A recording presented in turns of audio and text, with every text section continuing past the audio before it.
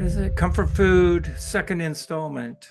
I guess I'll start with just saying I abandoned the mealtime analogy, breakfast, lunch, and dinner. So I just went for the plate of food in an association with the record.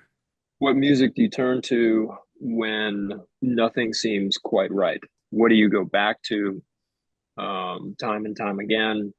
What music comforts you? It could be soothing, could be uplifting. Yeah, I just kind of think of mushy things sort of on the side of the plate that have a high sort of salt and fat content in sonic terms. The sonic equivalent of a yam. The first record I chose um, is Color Haze's Temple record from 2006. These guys are a German, I guess you would call them heavy psych band, um, psychedelic, hard rock, something like that. Um, they've been around quite a while. I don't exactly know. I've never read like an origin story, anything about their genesis. That said, there's fuzzy guitars, there's tons of riffs and fuzzy guitars, but this is not this is not a jarring record in any way. This record is kind of like slipping into a warm bath. Um, there are vocals on most of the songs, but you know, doesn't it's not screamy or shouty. There's nothing, there's just a this is a very mellow, heavy rock record, I guess you could say. It's very hummable. The hooks are great. And again, like big fuzzy guitars. It's a really satisfying record overall. And it's one that I turn to a lot. And it's probably, I don't know, I have a bunch of Color Haze albums, and this is probably the one that I listen to the most. Second album, I chose Grant Green's Matador. So this is sort of an outlier in, Grant Green was a jazz guitarist. He was most active in the 60s and 70s. He is mostly known as a soul jazz guy. He recorded a bunch of like dates that always included at least one sort of jazzed up version of a current radio hit. He was one of those jazz guys. Um, and a lot of those records are great. He did a lot of fantastic work, and he was, certainly one of the better and more celebrated jazz guitarists of the second half of the 20th century. But this album in particular, as I said, it's kind of an outlier. This is pretty much a modal jazz record, and I guess he recorded it in 1964. And one thing, okay, you can see it right here. Uh, he recorded it with one half of John Coltrane's classic trio, McCoy Tyner on keyboards and Elvin Jones on drums. Um, and he actually he did a take on My Favorite Things with these guys, which is, of course, John Coltrane famously, Coltrane's quartet did a version that kind of redefined My Favorite Things. It took some courage for Grant Green to go in there and do the same song with a lot of the same guys just a few years later. And there's a couple of Grant Green originals on here as well. There's nothing soul jazz about this record. There's nothing funky about it. It's just um, really, really good modal jazz. Um, so as I said, it was recorded in 1964, and weirdly, it wasn't released until 1979. But I first heard the record in 94. I heard it the local jazz nonprofit radio station when I was in North Carolina. And I fell in love with it, and this was before you could go look up, groups on the internet or whatever. So it took me a while to figure out who it was. But this was the first I'd ever heard of Grant Green, and I've loved this album ever since. So that's number two. And number three, so people that don't listen to much heavy music often have trouble believing that heavy music can feel, can be soothing or calming. But if you grew up with it, it feels really natural. And this record came out in 1983. This was their first actual real album, and it sunk got its hooks into me, um, pretty much on the first listen. Um, and the music itself. I mean, this is by far the Metallica record I go back to the most. But I mean, already these guys were just teenagers, Bay Area teenagers, circa 1983. But they could play, and these songs are nowhere near as complicated as they would get. They got increasingly proggy as these early albums went along. These songs are not super complicated, and the lyrics are extremely stupid. They're wearing their influences on their sleeves. This basically sounds like their new wave of British heavy metal, their new album influences. You can hear Diamond Head, you can hear Priest, you can hear Maiden. But it's all sped up and it's more feral. And I grew up listening to this, skating to it, getting drunk to it later on. So a lot of memories, and it's one I still turn to every so often. So who am I throwing it to? That would be Jazzbo. Oh God, you're fucking with me. I have the Beau Brummels, Volume 2, which is their second album. So from 1965, the album before this had a much more expressive cover where they're contorting themselves on the beach. There's a lot of depth of field, and it had a hit called Laugh Laugh, which I probably heard on the radio at the time. This album came next, and it's a much more somber look on the cover, and that really does relate to the music held within. It's very emotional, it's introspective, it's got a smooth groove, it's reflective, and it sort of serves as the bridge between the British invasion and American folk rock. So this would be the same time the Byrds were having their hits and their first two albums, but it holds up so much better because of Saul Valentino is the singer, and Ron Elliott writes all the songs and also sings. So the quality, there's every song is a keeper, even the instrumental on side two. So it's produced in San Francisco by Sly Stone. And it turns out that first hit, there was a hit on this one too. It was a minor hit called You Tell Me Why. But that first hit that they had, Laugh Laugh, showed up on the Flintstones cartoons. I don't know how they felt about that, but this album serves as a steak sandwich and a milkshake for your listening pleasure. And I have, again, sort of a clean record. The Clean was in my last comfort food presentation. But this is when the Clean broke up. After two EPs, they broke up, and the two brothers did some home recordings to create this album titled, well, by The Great Unwashed, Clean Out of Our Minds.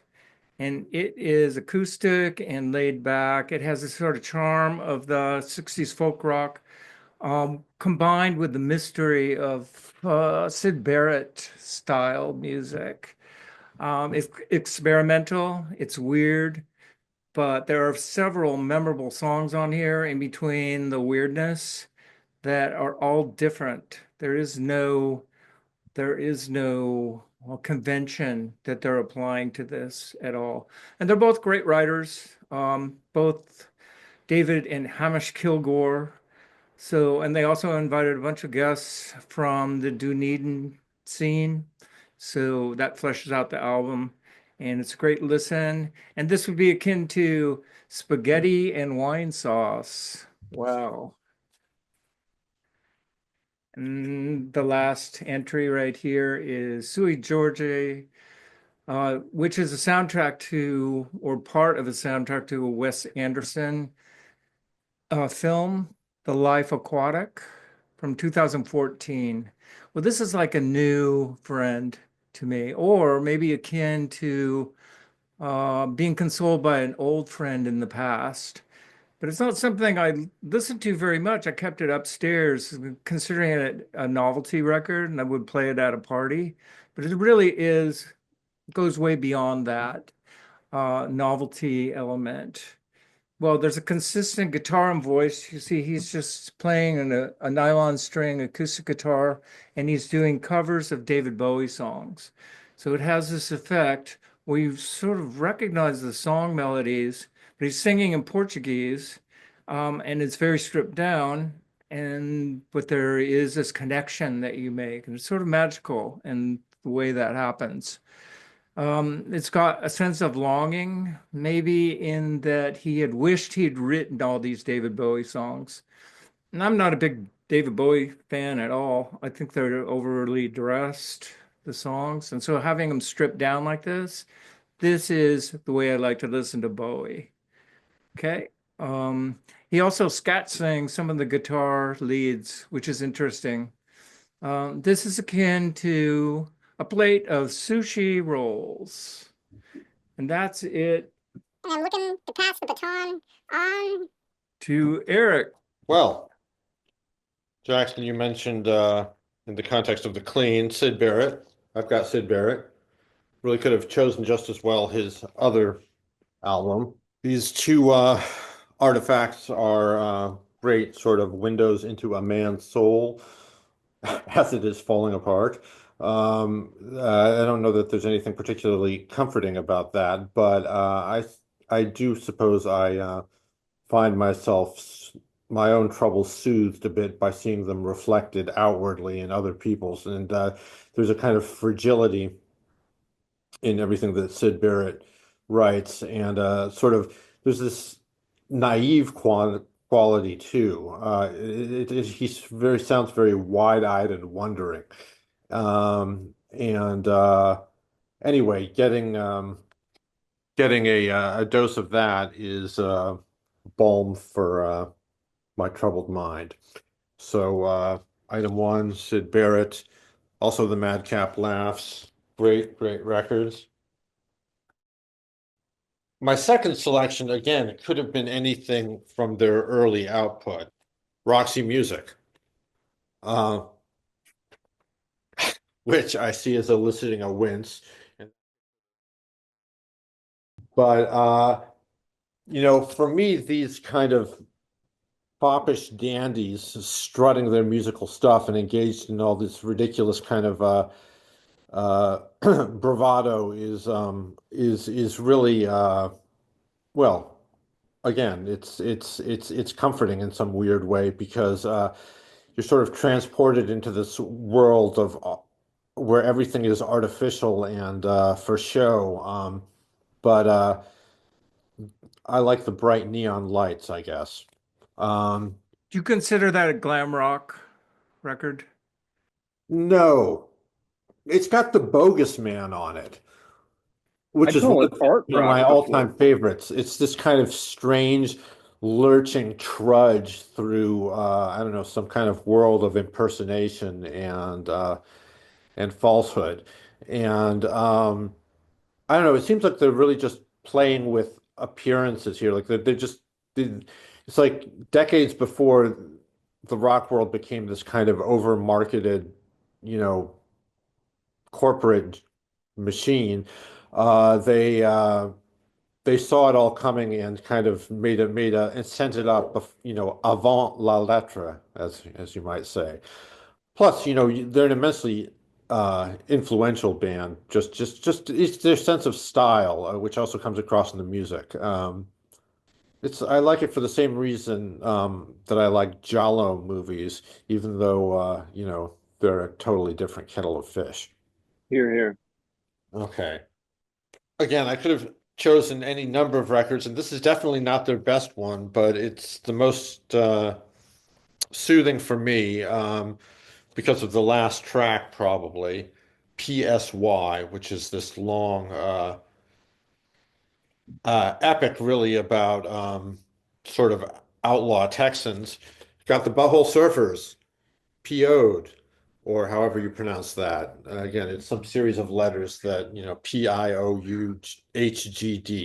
So that is intended to confound the tongue and mind, I suppose.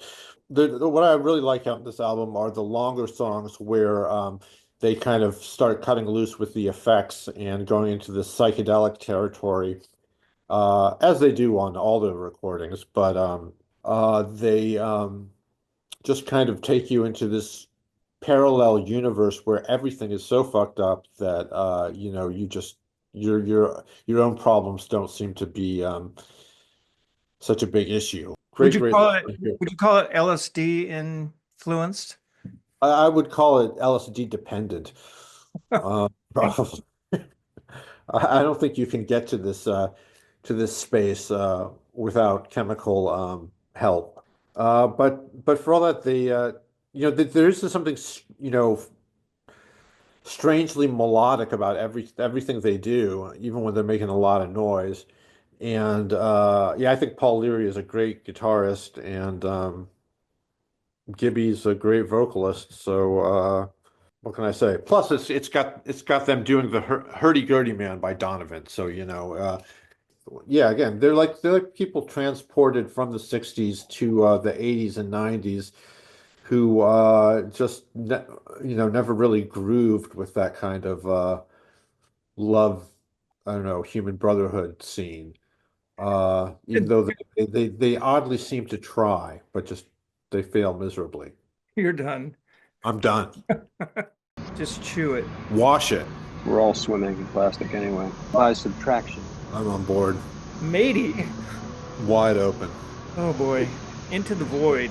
Just free associating here. Bad trip vibe off of those guys. That's some real knuckle dragon rock you got there. Way too cheeky. No, it's fine. Tell that guy to get out of bed. Do Yeah. not relax. Impossible anyway.